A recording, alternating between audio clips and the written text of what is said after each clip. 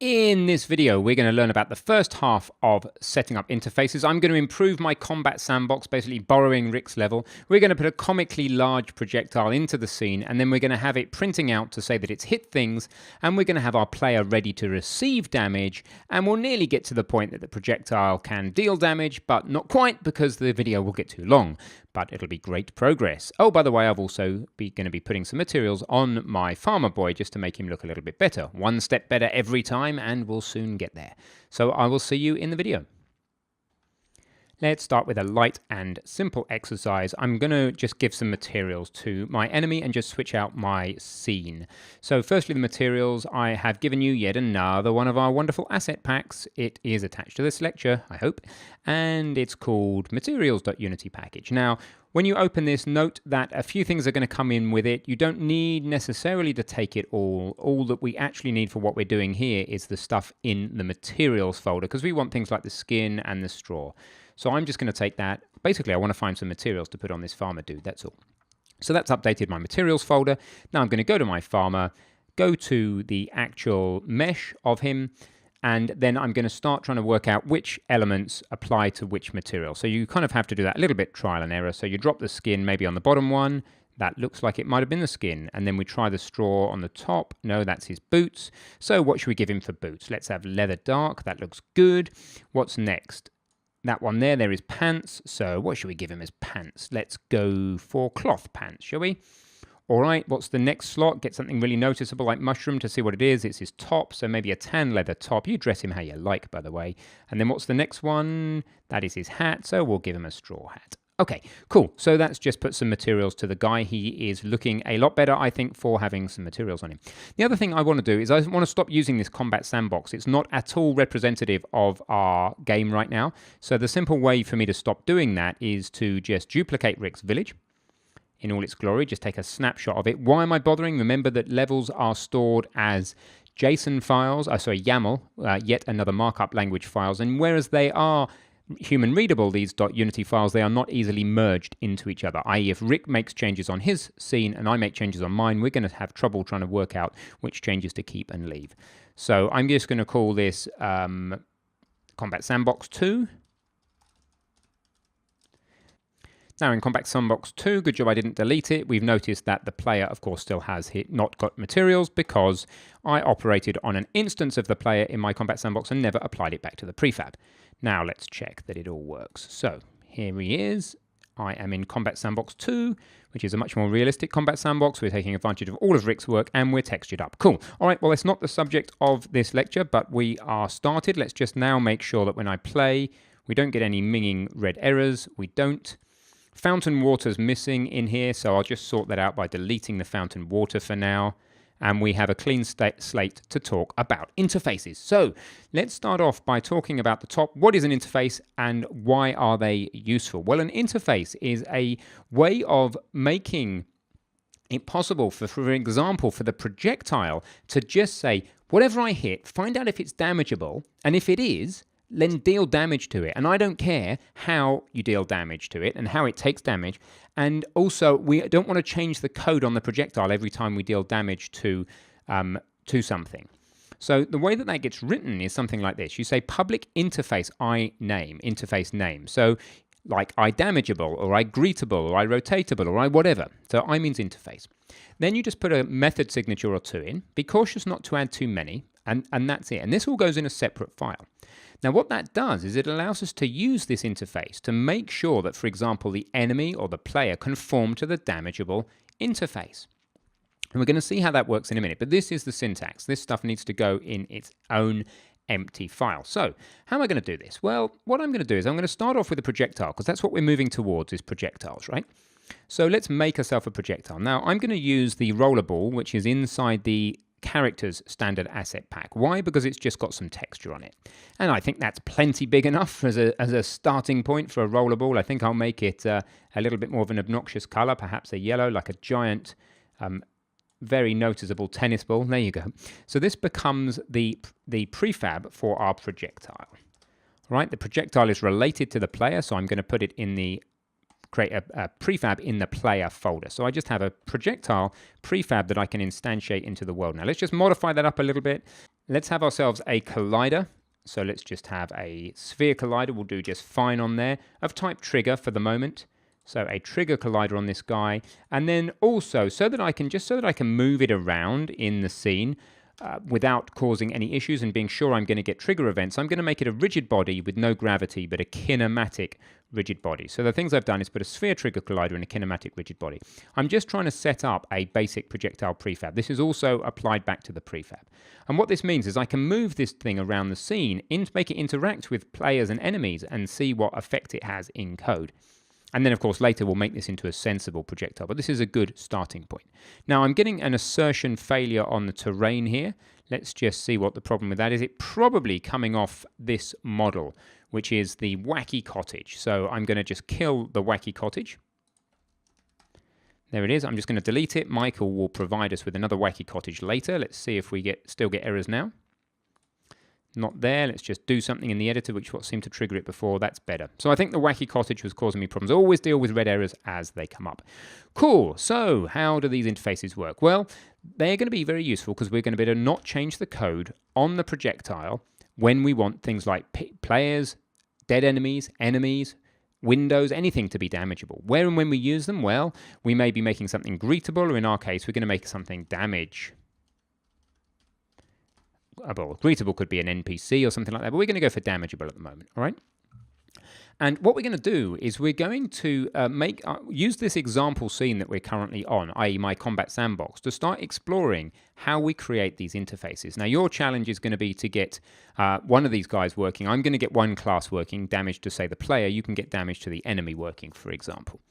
So I'm going to start by thinking about how we get damage to the player working. Well, let's go back to our slide recipe for a sec. I said this is how you write an interface. Let's actually roll our sleeves up and get into it, shall we? So where are we going to put this? I'm going to put it in not player because I'm going to put it in utility for the moment. And what you do is you make yourself a whole new C# script. Call it I damageable like that. I for interface, capital D. Otherwise, you name it exactly the same as a normal class. An interface is a bit like a class, but it actually isn't a class. You can't instantiate anything directly off an interface. We'll see how they work as we use them. So you write your script, I damageable.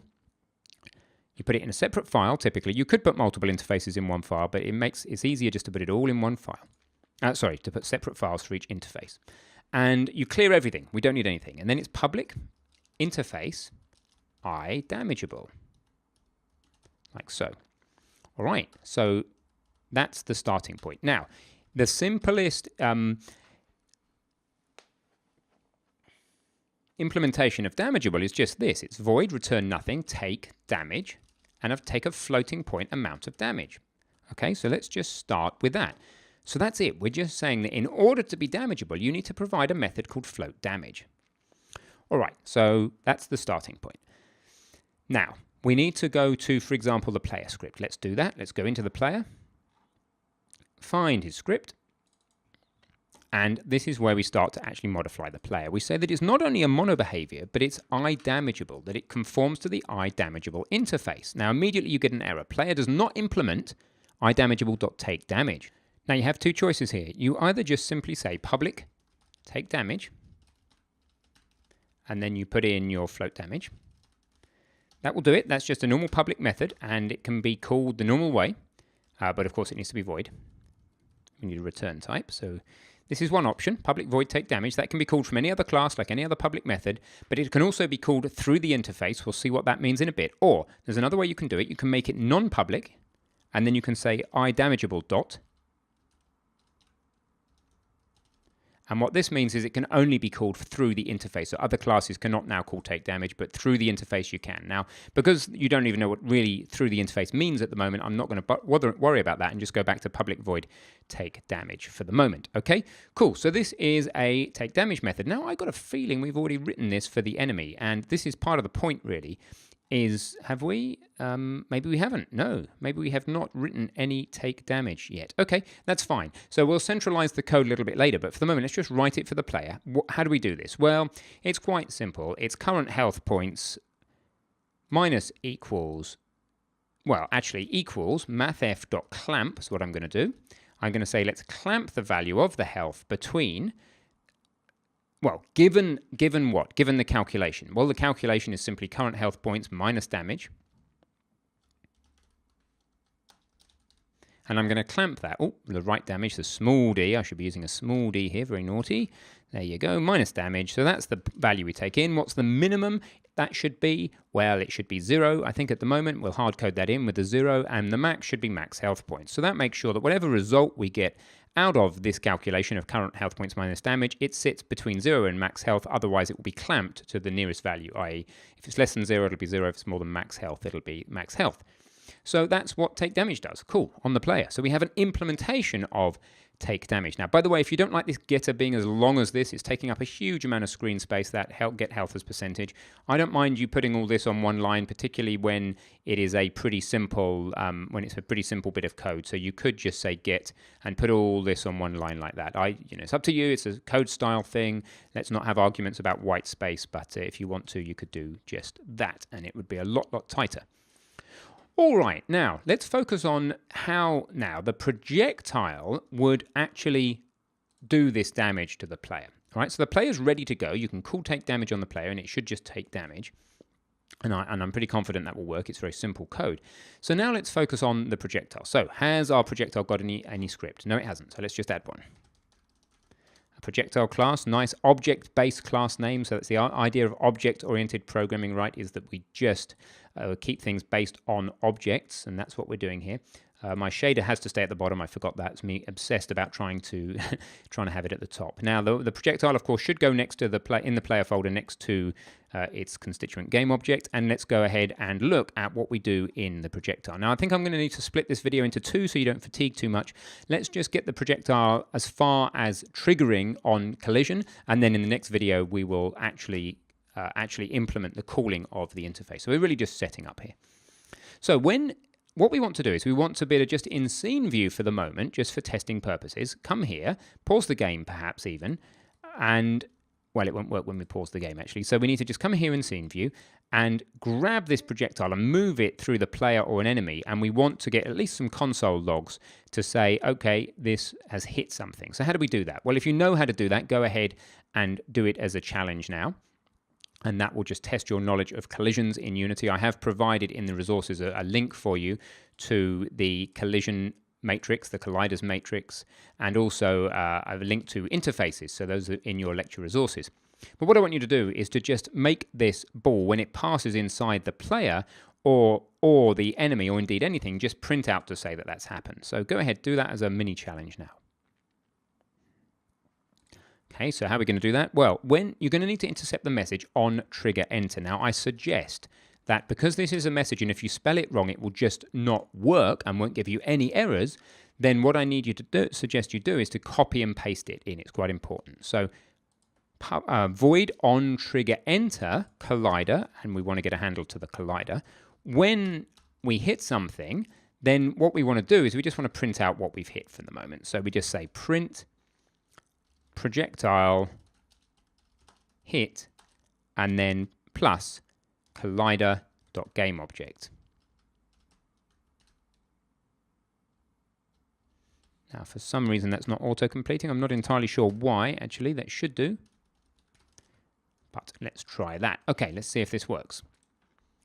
Now, if it doesn't, I'll show you some common things to try and work out what's going on. Projectile hit enemy, projectile hit terrain, and projectile hit player. Remember, you can drag it around by the green square in order to make sure that you stay at the right height so you actually hit things. And that's hitting everything just as we'd expect. Okay, that's good news. Now, if your projectile isn't hitting things and triggering, remember you need a trigger collider on the projectile. It's better that you have a kinematic rigid body on the projectile. Remember, if you look at the colliders overview document on Unity, it'll tell you where you get triggers and where you don't. You want to avoid these places where you're not getting triggers here. So if we have kinematic rigid body trigger colliders on both, we know we're getting a collision. Or at least if we do that on the projectile, then we have a kinematic rigid body trigger collider on the projectile. That will collide with everything. Yeah, that's why I'm choosing this. And kinematic because we are moving it ourselves. So that's it. It's now hitting things and it is logging to the console. And now what we need to do is to turn our focus to, okay, well, that's all very well, but how do we actually find the game object in question and use that to call through the interface over to the enemy, the player, whatever it hits, and actually have the damage dealt. Now, I think that that's going to be too much for you in a single lecture, so I'm going to split this one in half, and we're going to focus on answering this question about how to find game objects by interface and how to talk to them in the next lecture. So congratulations, hopefully you've got this far and you have a projectile triggering things, telling the console what it's hitting, and we are in good shape. And maybe your farmer guy or your character has got some nice looking textures on him, and we're moving forward. So I will see you in the next video.